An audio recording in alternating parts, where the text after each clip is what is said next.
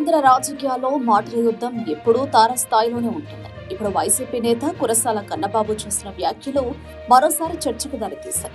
తాజాగా మహిళా టీమిండియా ప్రపంచ కప్ గెలవడం నేపథ్యంలో టీడీపీ వర్గాలు లోకేష్ గ్యాలరీలో కూర్చోవడమే జట్టుకు స్ఫూర్తి అని చెప్పడం సోషల్ మీడియాలో చక్కర కొడుతోంది. దీనిపై కన్నబాబు ఘాటు వ్యంగ్య వ్యాఖ్యలు చేశారు. ఆయన ఇలా వ్యాఖ్యానించారు: లోకేష్ గ్యాలరీలో కూర్చోవడం వల్ల స్ఫూర్తితో మహిళా భారత్ క్రికెట్ కప్ కొట్టారంట. ఎవడికో పుట్టిన బిడ్డకు మా బిడ్డ అని చెప్పి పేరు పెట్టుకోవడం తండ్రి కొడుకుల అలవాటు. కన్నబాబు ఈ వ్యాఖ్యలతో టీడీపీ నాయకుల క్రెడిట్ తీసుకునే అలవాటుపై సెటిల్ వేశారు. మహిళా జట్టు విజయం దేశానికి గౌరవం తెచ్చిన సందర్భంలో రాజకీయ లాభాల కోసం దాన్ని తమకే క్రెడిట్ గా చూపించుకోవడం హాస్యాస్పదమని ఆయన ఎద్దేవా చేశారు. ఇదే సమయంలో సోషల్ మీడియాలో ఈ కామెంట్లు వైరల్ అవుతున్నాయి. కొందరు యూజర్లు కన్నబాబు వ్యాఖ్యలను రియాలిటీ చెక్ గా చూస్తుండగా, టీడీపీ అనుచరులు మాత్రం లోకేష్ పై అసూయతో మాట్లాడుతున్నాడు అంటూ ప్రతిస్పందిస్తున్నారు. ఏదేమైనా మహిళా జట్టు గెలుపు ఆనందాన్ని రాజకీయ రంగంలోకి లాగుతూ రెండు పార్టీల మధ్య మాటల పోరు మరింత రసవత్తరంగా మారింది. ఇంకా చిత్రం ఏంటంటే,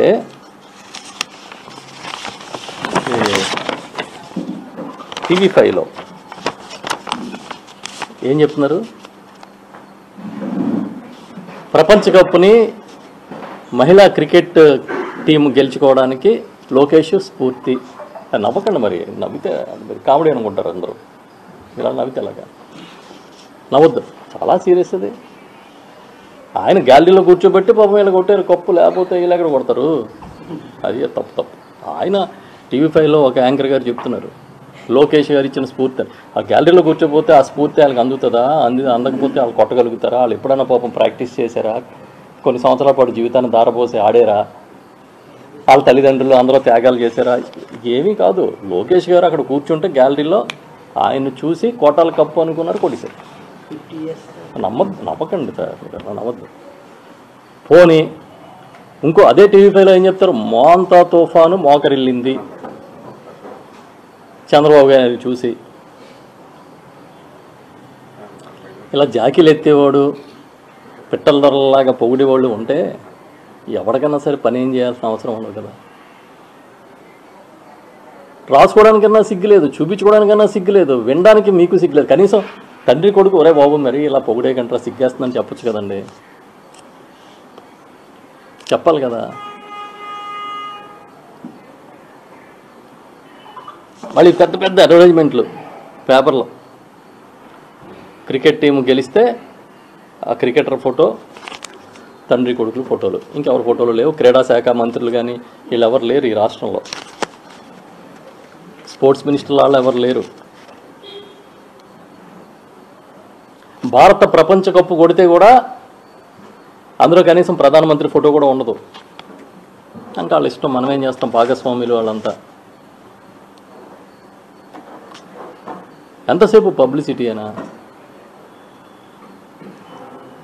ఇంకా నా దగ్గర ఒక వీడియో కూడా తెచ్చాను.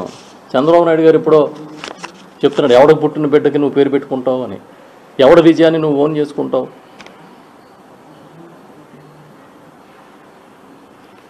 క్రికెట్ గెలిస్తే నాదే అంటావు. నేనేం అడుగుతున్నానంటే, నీ స్ఫూర్తితో క్రికెట్ కప్పు కొట్టారు కదా లోకేష్ గారి స్ఫూర్తితో. మీరు వచ్చి పొలాల గట్ల మీద కూర్చుని రైతులకి స్ఫూర్తినివ్వండి. ఎకరానికి 100 బస్తాలు 200 బస్తాలు పండిస్తారు.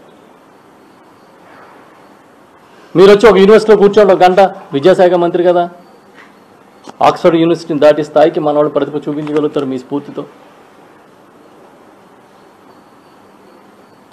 ఎవడు సక్సెస్ అయినా మన అకౌంట్లో వేసుకోవడమే. జగన్మోహన్ రెడ్డి గారు ముఖ్యమంత్రిగా ఉన్నప్పుడు తెచ్చిన కంపెనీలను నేను తెచ్చానంటారు. ఆయన రాజశేఖర రెడ్డి గారు పోలవరం ప్రాజెక్టు కడితే నేను తెచ్చానంటాడు. క్రెడిట్ చోరీ. మంచి అయితే మన అకౌంటు, తప్పు జరిగితే పక్కోడి అకౌంటు. నాకు భలే ఉంటుంది. అప్పుడప్పుడు ఇదివరకు ఆ జబర్దస్తులు అవి చూసేవారు, కానీ ఈ మధ్యన చూడడం మానేసి ఇవి చూస్తున్నారు. TV5లో కొన్ని వార్తలు.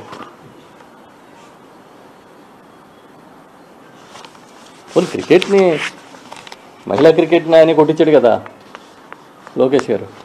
రేపు నుంచి మిగతా పనులని మానేసి ఈ క్రికెట్ టీములు ఎక్కడ ఆడుతుంటాయో అక్కడికి వెళ్ళి అవన్నీ గెలిపిస్తే కనీసం మన దేశానికి మంచి పరువు వస్తుంది, పేరు వస్తుంది.